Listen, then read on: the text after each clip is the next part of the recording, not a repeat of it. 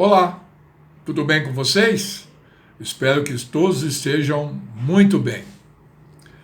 Dando continuidade ao assunto que estávamos tratando na aula passada, qualidade de vida e corporeidade, nós vimos que a caracterização da qualidade de vida não se dá somente por aspectos objetivos, mas também leva em consideração fatores subjetivos e emocionais.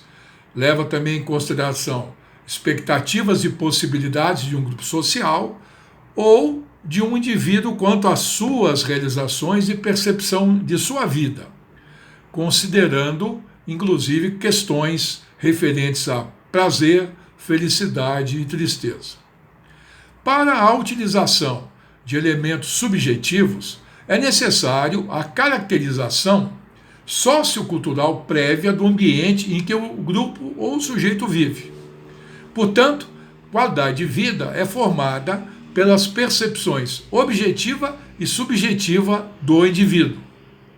Existe uma relação muito estreita entre os elementos objetivos e subjetivos, e nenhuma análise ou compreensão da qualidade de vida de um sujeito pode ser contextualizada sem antes estabelecer a qualidade de vida coletiva, observando o que é representado na definição da Organização Mundial de Saúde, que contempla aspectos subjetivos e objetivos. Vimos também, na aula passada, um exemplo de tratamento de aspectos objetivos e subjetivos.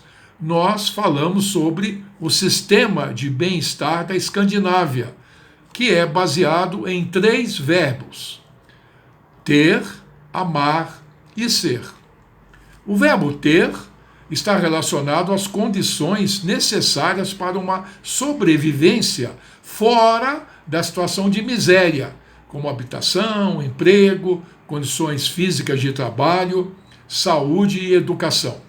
O verbo amar diz respeito a relacionar-se com outras pessoas e, assim, formar uma identidade social.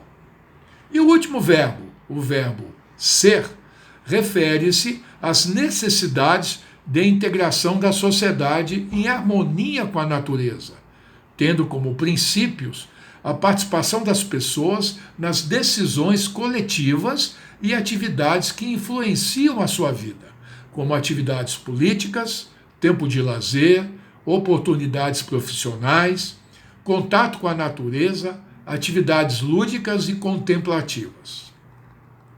Então, vejamos a percepção objetiva da qualidade de vida.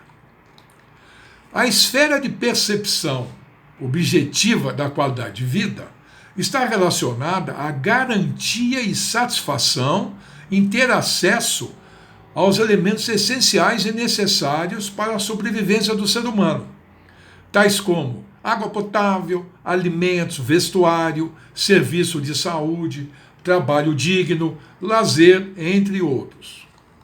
Pelo fato de serem bens de consumo, água, alimentos, etc., e atividades concretas, trabalho, serviços de saúde, não dependem, em princípio, de uma avaliação subjetiva ou interpretação do indivíduo.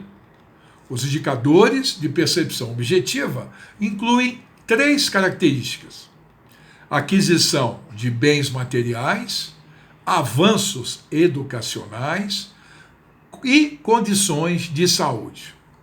Esses indicadores têm como objetivos refletirem as características gerais de uma população e não levam em consideração características históricas e culturais, e sim apenas questões socioeconômicas em relação aos bens de consumo.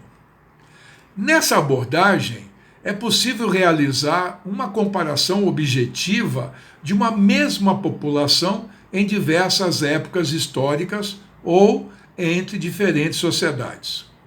A percepção objetiva tem pontos positivos pela facilidade de obtenção de dados, criando um índice geral das condições de qualidade de vida, pois esses dados estão ligados a elementos como saúde, moradia, educação, transporte, entre outros segmentos. Segundo esse enfoque quantitativo, ou seja, lida com a presença ou a ausência de determinado elemento em uma população, um instrumento muito utilizado para a aferição da percepção objetiva é o Índice de Desenvolvimento Humano, o IDH. Ele tem como objetivo apresentar uma perspectiva sobre o desenvolvimento humano, porém não compreende todas as vertentes à complexidade do desenvolvimento do ser humano, principalmente a percepção subjetiva do indivíduo. Segundo o PNUD, ou Programa das Nações Unidas para o Desenvolvimento, o IDH é formado por 3 pilares: saúde, educação e renda. Saúde, educação e renda, que são avaliados da seguinte forma: uma vida longa e saudável, saúde, mensurada pela expectativa de vida. Acesso ao conhecimento, educação, medida por alguns fatores. Média de educação dos adultos, que é avaliada pela média de anos de estudos recebido durante a vida após os 25 anos de idade, e expectativas de anos de escolaridade para crianças, na idade de iniciar a vida escolar. E padrão de vida, renda, avaliada pela Renda Nacional Bruta Per Capita, que é expressa em poder de paridade de compra.